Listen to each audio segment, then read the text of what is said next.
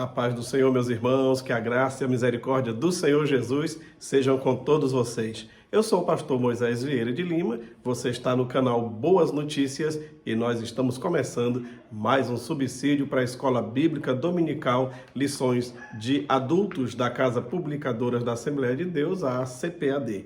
E nós estamos começando o quarto trimestre de 2025 com esta importante temática, corpo, alma e espírito, a restauração integral do ser humano para chegar à estatura completa de Cristo. Esta é a nossa lição deste trimestre, uma rica lição para todos nós, comentada aqui pelo pastor, homem de Deus, Silas Queiroz, de Ji-Paraná, Rondônia, graças a Deus. E esta lição, ela tem 13 lições nesse trimestre, 13 riquíssimas lições, e elas estão dispostas assim. A primeira lição, o homem, corpo, alma e espírito, é a apresentação de todo o trimestre, é o resumão de todo o trimestre, fazendo aqui uma panorâmica de todas as demais lições. A última lição, a lição de número 13, preparando o corpo, a alma e o espírito para a eternidade, é a conclusão, faz o fechamento de tudo que vai ser tratado aqui neste trimestre. As lições 2, 3 e 4 tratam do corpo, a parte material do ser humano.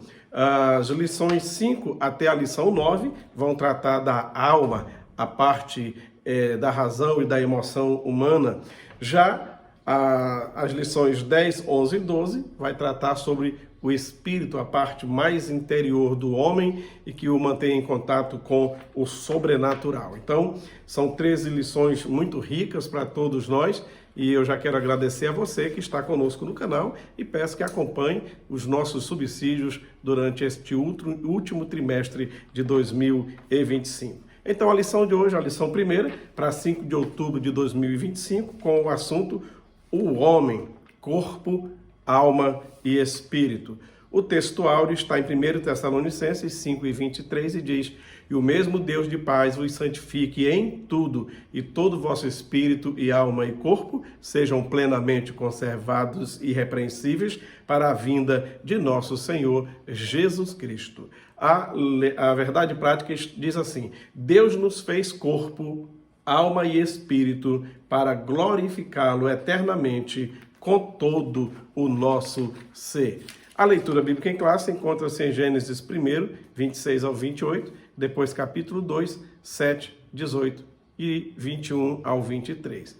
Diz-nos assim a palavra: "E disse Deus, façamos o homem à nossa imagem, conforme a nossa semelhança, e domine sobre os peixes do mar, sobre as aves dos céus, sobre o gado, sobre toda a terra, e sobre todo réptil que se move sobre a terra.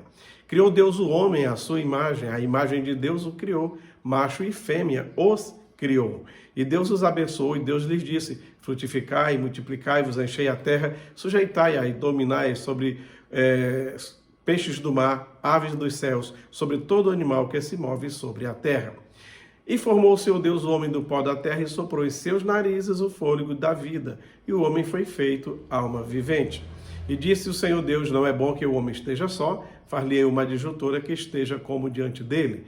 Então o Senhor Deus fez cair um sono pesado sobre Adão, e esse adormeceu. E tomou uma das suas costelas e cerrou a carne em seu lugar. E da costela que o Senhor Deus tomou do homem, formou uma mulher e trouxe-a a Adão. E disse a Adão: esta é agora osso dos meus ossos, carne da minha carne, esta será chamada varoa, porquanto do varão foi formada." Olha, devemos buscar uma vida equilibrada, cuidando do corpo, da alma e do espírito, pois fomos criados por Deus para glorificá-lo com todo o nosso ser. A verdadeira saúde espiritual envolve comunhão com Deus, santidade e também maturidade emocional. A palavra-chave desta lição é a palavra tricotomia. Guarde essa palavra. Tricotomia. Esqueça dicotomia. Tem uma ideia por aí de dicotomia, mas é tricotomia. Corpo, alma e espírito, certo? A introdução diz-nos assim: Deus criou o homem de forma especial, com um propósito especial, conforme está em Gênesis 1, 27 e 28, como um ato de coroamento da criação.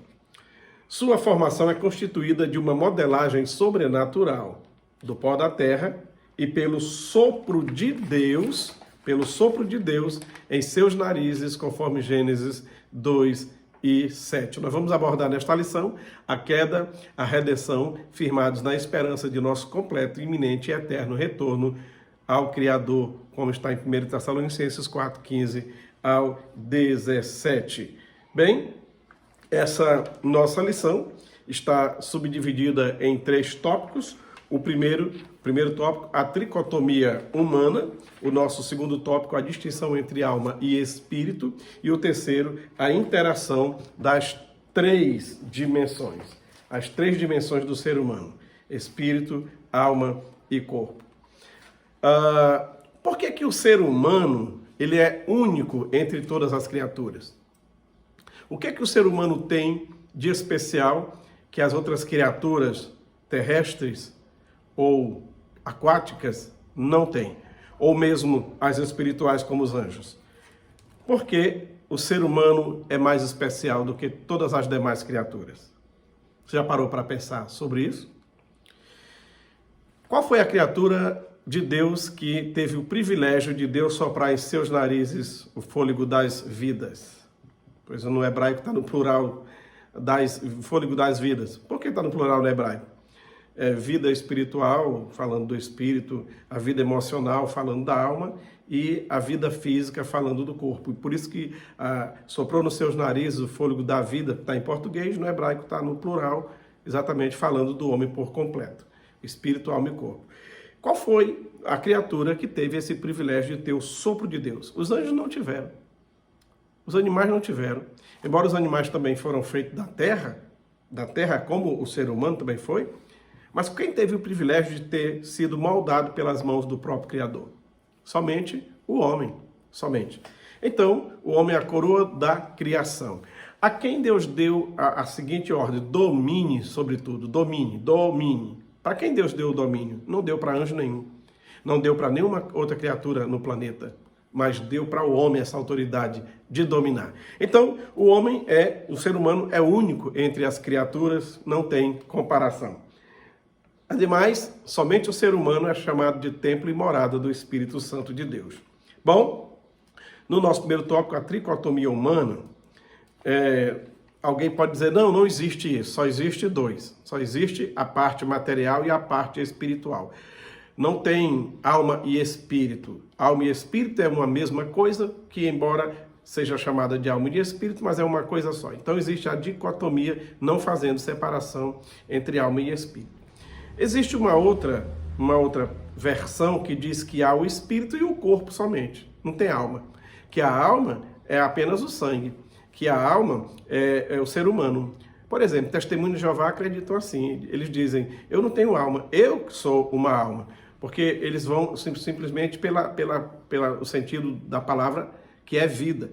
Das 755 vezes que a palavra alma aparece no Antigo Testamento, ela vem com vários significados.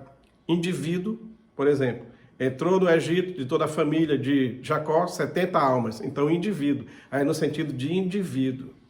Mas, quando se fala de alma humana, diferencia da vida do animal, porque o animal não tem as emoções que o homem tem. Tem a palavra mente para indicar alma. Coração, quando Deus diz, filho meu, dá-me o teu coração, ele não está pedindo o órgão pulsante que está aí no peito. Ele está pedindo o cerne do homem, a sua vida, o âmago do homem. Ele está pedindo todo o seu ser, certo? Então, tem vários sentidos, já falei aqui, né? Alma, coração, indivíduo, mente, certo? Tem vários significados e quando você estiver lendo a sua Bíblia em português, que achar a palavra alma, procure contextualizar para saber em qual sentido a palavra alma está sendo usada aí, certo? Agora, para mostrar aqui na Bíblia que realmente há a tricotomia, espírito, alma e corpo, vamos para Jó, vou abrir aqui a minha Bíblia, Jó capítulo de número 7, observe versículo 5. O meu corpo se vestiu de vermes e de cascas de feridas, a minha pele está quebrada e verte pus. Olha só, aí está falando da parte material. Agora, no mesmo capítulo 7, versículo 11, o Jó diz assim, ó, versículo 11: por isso não reprimirei a minha boca, falarei na angústia do meu espírito, eu me queixarei na amargura da minha alma. Olha só, versículo 5 fala do corpo, que apodrece, que se estraga, que morre, se corrompe. Mas agora no versículo 11 fala da parte imaterial, o espírito e a alma. Se está na Bíblia, quem sou eu para discordar, certo?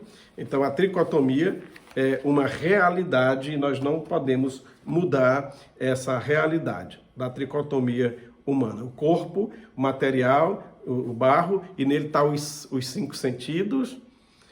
No corpo nosso todo, no corpo, do pescoço para baixo, tem apenas um sentido, que é o tato. Mas na cabeça está todos os 5. O tato, está aqui, ó, o tato. Está o paladar aqui na boca, está o olfato no nariz, está a visão aqui nos olhos e a audição nos ouvidos. Na cabeça do ser humano tem os 5 sentidos. Tem aí um 6º sentido que ainda se estuda, chamado sinestesia, que é o sentido de peso, de massa. Como assim? Todos os sentidos podem ser confundidos. Se você colocar as suas mãos, uma mão na água quente e a outra na água fria, aí você espera uns 5 segundos, depois você troca, põe a mão que estava na fria na quente e a outra na fria. Espera mais um pouquinho, aí você volta de novo. Quando você faz esse processo, aí o seu cérebro dá sei lá o que acontece, que aqui nas suas mãos você não consegue mais discernir a água quente e a água fria. Então, você confunde o tato. Você confunde a visão. De repente, você vê algo de longe, pensa que é uma coisa, e depois, quando chega mais perto, percebe que não é aquilo que você estava imaginando. A visão pode ser confundida. O paladar pode ser confundido. De repente, você está tomando aqui um suco, e, meu Deus, de que é esse suco? De que é? Tá parecendo que é uma coisa, é outra. E tudo. Se você fechar os olhos e começar a provar várias coisas que você tem costume de comer, de repente, só porque você não está ligando o paladar ao visual, você tem dificuldade de discernir. Você pode confundir o paladar. Você pode também confundir o olfato. Diferente dos caninos, que tem condição de discernir aí no meio de 200 cheiros diferentes, o cheiro que ele quer e ele vai atrás. O ser humano, depois de misturar 3 ou 4 cheiros, bagunça tudo e aí não consegue mais discernir os aromas, certo? A audição também, às vezes a pessoa diz uma frase, a gente entende uma coisa, aí pergunta a segunda vez para confirmar, porque todos os sentidos podem ser confundidos. Faz parte do corpo e por isso precisamos ter cuidado com esses sentidos, porque são os sentidos que o corpo usa para demonstrar as emoções e os sentimentos da alma e do espírito. Então o corpo é essa parte material e foi feita de barro e nela estão os sentidos. Já a alma, ela é impalpável, também tem emoções, nela estão os sentimentos. O espírito está ligado à alma e os dois não se dividem. No nosso segundo tópico, fala-nos sobre a distinção entre alma e espírito. E alma e espírito só pode ser dividida através de discernimento espiritual. O que é isso? Deus dá um discernimento para a gente saber se o que está naquele momento diante de nós, a pessoa que está diante de nós, está sendo uma pessoa espiritual ou almática. O que é uma pessoa almática? O que vai muito pela emoção.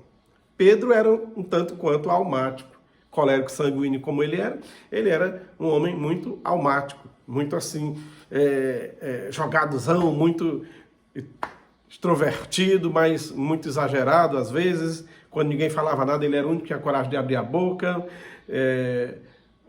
Se tu és mesmo Jesus, pois disse que eu vou andando sobre as águas. Jesus disse, vem, e ele desceu do barco mesmo, só depois é que viu onde é que estava, mas Jesus estava perto e o socorreu. Então ele era um homem almático, não escondia as suas emoções. Porém, também era um homem espiritual. Agora veja só, houve um momento que ele foi um homem espiritual e falou com o Espírito. Quando um dia Jesus perguntou, e vós quem dizeis que eu sou? Em Mateus capítulo 16. E aí, no versículo 16, o Pedro responde, tu és o Cristo, o Filho do Deus vivo. Jesus lhe dá os parabéns. Ali o Pedro, ele falou com o Espírito. Demorou um pouquinho, Jesus começou a dizer, olha, eu serei preso, serei maltratado pelos religiosos, vou me matar, eu vou morrer, mas ao terceiro dia eu vou... E o povo ficou triste, então Pedro foi e se achou agora no direito de chamar Jesus à parte e lhe dar uma reprimenda. Porque agorinha ele falou pelo Espírito, foi elogiado e parabenizado na frente dos outros. Agora a alma de Pedro, a emoção de Pedro entra em ação quando ele diz assim, Senhor, de modo nenhum isso vai te acontecer. Que negócio é esse que vai morrer, moço? Para de estar falando que vai morrer. O mesmo Jesus que deu os parabéns para ele agora há pouco, em Mateus 16, agora o repreende dizendo, para trás de mim, Satanás.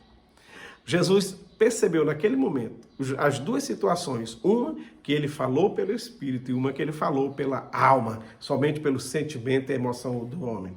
Quantas vezes a gente pode estar no culto e alguém pregando, de repente ele entrega uma profecia que realmente foi algo espiritual, e o povo glorificou, sentiu a presença de Deus, e o pregador agora empolgado já foi dado o recado que o Espírito tinha que dar e ele agora começa a falar de si mesmo, das suas vontades, dos seus sentimentos, aí já é a alma em ação. Mas quem tem discernimento pelo Espírito de Deus consegue nessa hora fazer a divisão entre a alma e o Espírito e saber quando era Deus falando e agora quando é o homem falando por sua própria vontade, sentimentos e emoções, certo? Por isso, apenas se divide alma e Espírito nesse sentido, tá? Bom, já que a alma tem a ver com emoção e razão, mente e coração, ela faz a ligação entre o espírito e o corpo. É como se ela ficasse ali no meio, segurando com a mão na mão do espírito e a outra no corpo. Ela fica ali no meio. O espírito, é como se dissesse, o espírito do homem, ele deseja, claro que a alma também deseja, mas vamos dizer assim, o espírito deseja, a alma demonstra com as emoções e o corpo executa. Seja coisas boas ou coisas ruins, certo? Bem, por que coisas boas ou coisas ruins? Porque o espírito de um homem de Deus interage com Deus, o seu Criador, o Deus Santo. O espírito de um homem pecador não interage com o Espírito Santo, interage com outros espíritos. Então, quando a pessoa está na bruxaria, no satanismo, na prostituição e tanta coisa ruim, o espírito desse homem deseja essas coisas porque não é habitado pelo Espírito Santo de Deus, é por outros espíritos. É o espírito do homem que o leva ao sobrenatural. Ao sobrenatural, é a parte mais interior do homem. Lá na tenda da congregação no deserto, ali está bem exemplificado essa formação. Quando a parte externa, onde os sacerdotes ficavam, onde ficava o altar do sacrifício, a parte que estava a cerquinha e o povo conseguia visualizar, é o corpo. É a parte onde fazia ligação com o restante do povão que ficava acampado em redor. Passou para dentro do templo, da tenda, tinha ali o candelabro, a mesinha, o altarzinho do incenso, a mesinha dos pães. Essa é a parte que tem a ver com a alma, é onde mais os sacerdotes também trabalhavam quando passava para dentro. Agora, depois da cortina, o Santo dos Santos representava o espírito do homem. E ali ficava a Arca da Aliança. Ali a voz de Deus se manifestava para falar, certo? Bem, então o Santo dos Santos é como se fosse o espírito, que faz a ligação com o espiritual, com Deus. A parte onde estava o lugar santo, é como se fosse a alma, e a parte exterior onde estava o altar do sacrifício, e também a bacia de se lavar, é a parte que representa o corpo e a ligação, a interação com o mundo físico e material. Dá para fazer um estudo bem legal só com o tabernáculo, certo? Depois você faz uma pesquisazinha, estude mais um pouquinho sobre isso. Bem, então, o espírito de um homem santo, repito, interage com Deus, enquanto que o espírito de um homem pecador não interage com outros espíritos, mas há sempre um contato com o sobrenatural, certo? Esse estudo sobre o espírito, alma e corpo do homem é uma disciplina da teologia sistemática chamada exatamente antropologia bíblica. É o homem, o estudo do homem, do antropo, na visão bíblica, de acordo com os textos bíblicos, certo? Que vai dar bem diferente da antropologia secular, estudada aí nas faculdades e universidades pelo mundo afora. certo? Bom, meus amados, por hoje é só, foi apenas uma introdução, apenas um subsídio. Eu espero que a gente esteja junto nas próximas aulas, nos próximos subsídios. E você, professor, tenha uma excelente aula, um bom início de trimestre. E você, aluno, também faça de tudo para não faltar à escola bíblica dominical, tá? E só para eu concluir bem aqui, já que o Espírito é a fonte da vida, acabei de lembrar, o Salmo de número 146, versículo 4, diz que saindo o Espírito, o homem morre. Então, não há como separar o espírito do corpo e o corpo continuar vivo. Não existe esse negócio de zumbi. Se o espírito sair, o corpo morre e pronto, e não volta à vida jamais. Só no dia da ressurreição, quando Deus restaurar esse corpo que foi ao pó e o espírito voltar a habitá-lo novamente. Tá certo? É isso aí. Que Deus os abençoe, obrigado por assistir, curta, comente, compartilhe, se inscreva aí se você ainda não é inscrito, ative o sininho e nos ajude em oração. Um abraço para todos, uma ótima escola bíblica dominical.